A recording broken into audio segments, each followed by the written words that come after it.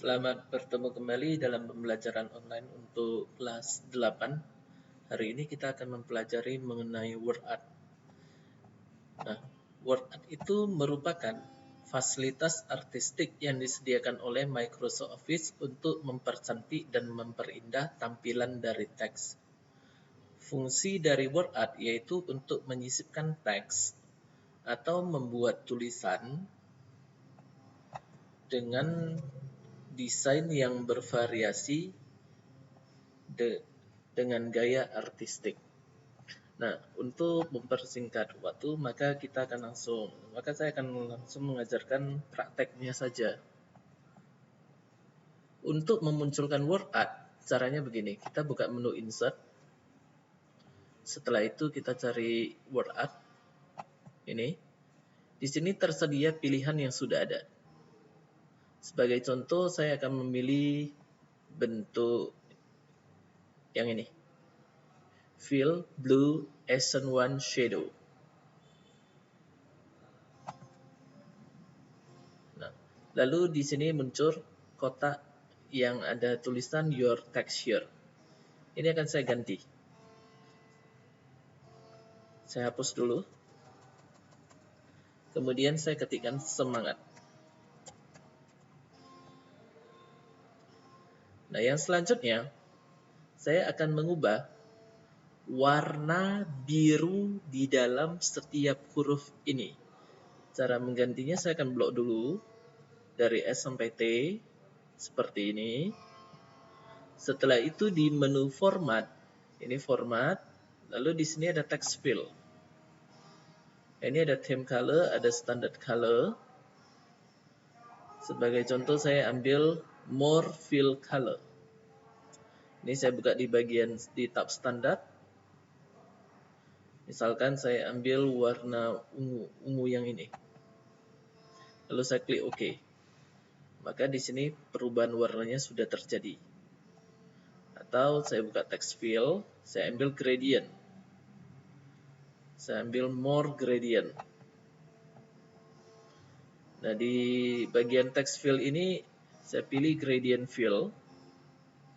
Lalu preset gradientnya, tinggal saya pilih salah satu bentuk. Kemudian type-nya bisa diatur, linear, radial, rectangular, path. Kemudian untuk gradient stop-nya, di sini ada 3 penunjuk. Saya akan mengubah yang pertama dulu. Stop 1 of 3, yang ini. Color dibuka. Lalu saya pilih misalkan warna hijau yang ini. Light green. Setelah itu saya pindah ke stop 2 of 3, tinggal saya klik penunjuknya ini. Lalu saya buka color.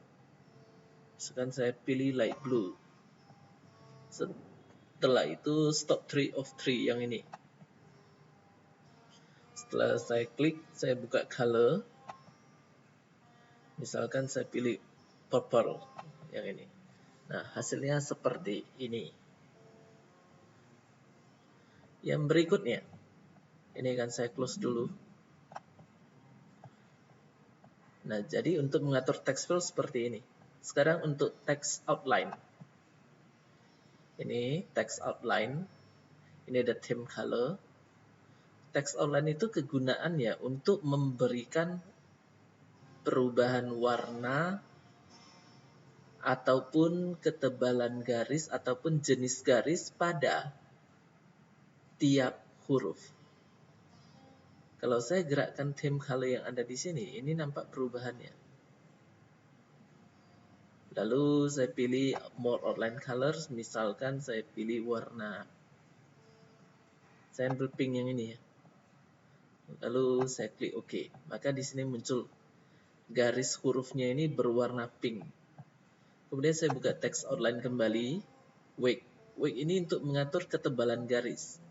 Yang ini 1/4, setengah, 3/4, 1, 1/2, 2/4, 3. Di sini terlihat garis hurufnya makin tebal, 4/2, 6. Nah, jadi supaya bagus, untuk ketebalan garisnya saya ambil 1 pt saja, yang ini. Kemudian saya buka kembali text outline, dashes. Dashes ini digunakan untuk mengubah jenis garis huruf. Ini solid, kemudian round dot, square dot, dash, dash dot, long dash dot, dan yang terakhir long dash dot dot. Nah, jadi di sini kita sebenarnya ini tergantung kepada kita ya. Kita sebagai perancangnya, kita mau yang bagaimana. Jadi di sini saya sebagai perancangnya, saya akan pilih round dot. Seperti ini. Kemudian, text effect. Saya mulai dari shadow. Shadow ini berarti bayangan. No shadow berarti tidak ada bayangan. Seperti ini. Bayangannya tidak dimunculkan. Nah, lalu untuk outer in di bawah no shadow itu ada 3 kelompok bayangan, outer, inner, dan perspektif. Ini kalau kita letakkan di tiap bentuk, ini ada namanya offset diagonal bottom right, kemudian yang ini offset bottom, kemudian kalau yang ini disebut sebagai insert diagonal top left, kemudian ada lagi perspektif diagonal upper right, dan sebagainya. Saya masuk ke bagian shadow option. Nah, kenapa saya masuk ke shadow option? Karena di sini lebih terperinci pengaturannya. Ini ada presetnya seperti tadi. Misalkan saya ambil perspektifnya di kategori perspektif ya. Perspektif diagonal upper right. Ini yang saya pilih. Nah, di sini yang warna agak buram-buram ini merupakan shadow atau bayangannya. Lalu saya akan mengubah warna bayangannya dari color. Lalu misalkan saya pilih warna light blue. Di sini warna bayangannya sudah berubah. Kemudian transparansinya saya kecilkan supaya warna bayangannya lebih jelas terlihat. Seperti ini. Ini udah mulai jelas terlihat. Lalu size-nya di sini 100% dan ini bisa diatur. Mau diperkecil seperti ini bisa, atau mau di atas 100% bisa, atau mau dikembalikan ke 100% supaya lebih tepat, lebih gampang aturnya. Ini saya akan turunkan angkanya menjadi 100%. Kemudian blur-nya, ini blur. Semakin lama semakin buram, seperti pecah. Angle-nya yang ini, sudutnya. Jadi kita bisa atur posisi bayangannya mau yang gimana. Ini bisa diatur-atur. Sebagai contoh saya ambil yang ini.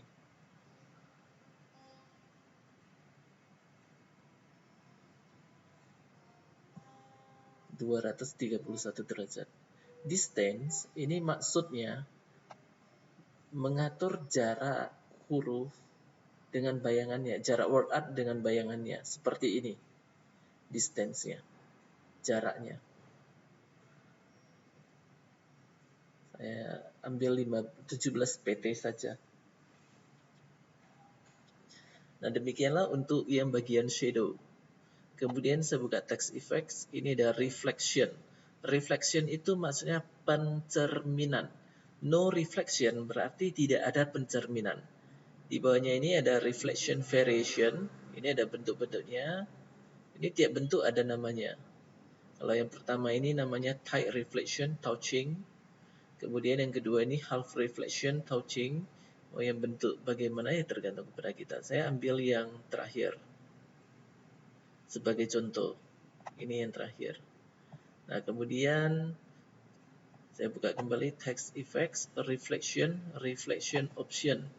Nah, di dalam reflection option di sini di bagian ini presetnya bisa kita atur.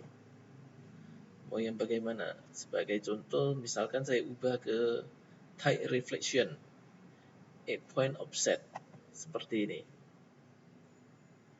Setelah itu transparansinya bisa saya atur. Transparansinya mau semakin besar, refleksinya itu pencerminannya semakin tidak jelas terlihat. Misalkan 36%. Size-nya juga ini bisa saya kecilkan. Contohnya begini. Kemudian blur, efek blurnya misalkan saya tambahkan seperti ini. Saya tambahkan 7 poin aja, ini udah mulai tidak begitu jelas lagi. Distance-nya misalkan saya besarkan. Nah, jadi antara efek blur dengan word art-nya ada jarak. Kemudian saya buka text effects, glow. Glow ini kegunaannya untuk memberikan efek pencahayaan di sekeliling word art. Kalau no glow berarti tidak ada efek pencahayaannya. Saya masuk ke glow option. Di bagian ini ada preset. Tinggal kita pilih mau yang mana. Misalkan saya ambil yang bentuk ini, orange. 8 point glow, accent color 2. Seperti ini. Lalu saya mau mengubah warna glow-nya. Di sini ada color, saya buka, lalu more colors. Saya buka di tab standar. Misalkan saya pilih warna hijau. Saya ambil hijau yang ini. Kemudian saya okekan. Maka di sini udah jelas terlihat perubahannya. Glow-nya sudah berubah. Lalu size-nya, kalau kita mau glow-nya agak tebal ya size-nya kita naikkan aja seperti ini. Semakin tebal poinnya, PT-nya semakin tebal, maka glow-nya itu semakin besar. Kalau ini saya ambil bentuk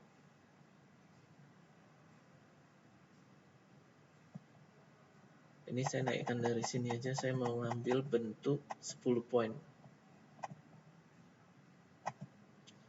Kemudian transparansinya, kalau saya kecilkan, maka di sini warna glow-nya semakin jelas terlihat. Kalau saya besarkan, semakin kurang terlihat.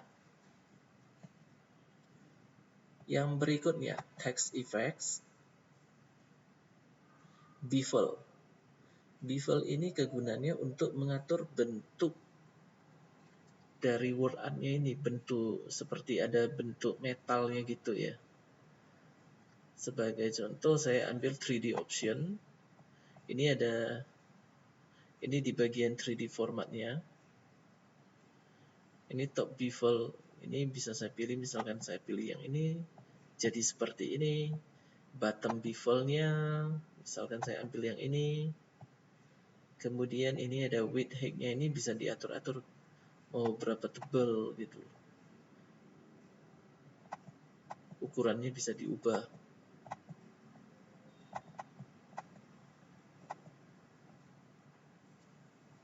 Lalu ini ketebalannya, warna ketebalannya juga bisa diubah-ubah.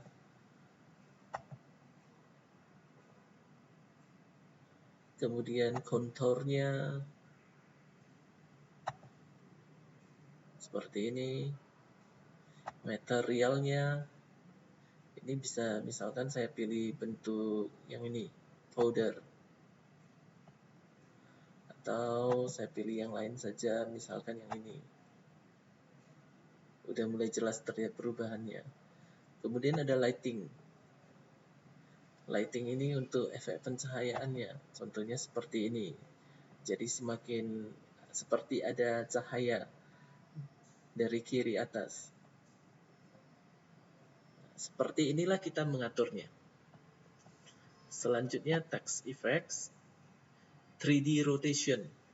3D rotation itu maksudnya perputaran clip art dalam bentuk 3 dimensi. Ini ada no rotation, berarti tidak ada perputaran. Ada parallel. Ini kalau saya, ini tiap bentuk paralel ini ada nama-namanya. Ini ada isometric left down, kemudian isometric right up, kemudian isometric top up, Kemudian isometric bottom down. Ini ada perspektifnya. Oblique Q-nya ada di sini. Saya masuk ke 3D rotation option yang ini. Karena di sini pengaturannya lebih jelas, lebih banyak. Presetnya misalkan saya pilih yang ini. Sebagai contoh yang ini ya. Nah, di sini perputarannya kan sudah nampak. Kemudian kalau X rotation-nya mau diatur, ini bisa. Ini ada left dengan right. Tinggal kita klik saja mau bentuk yang bagaimana. Perputarannya mau berapa. Y rotation-nya juga. Kemudian Z rotation-nya juga bisa diatur. Ya tergantung kepada kita sendiri. Kita sebagai perancang, kita yang mengatur sendiri. Perspektifnya juga seperti ini.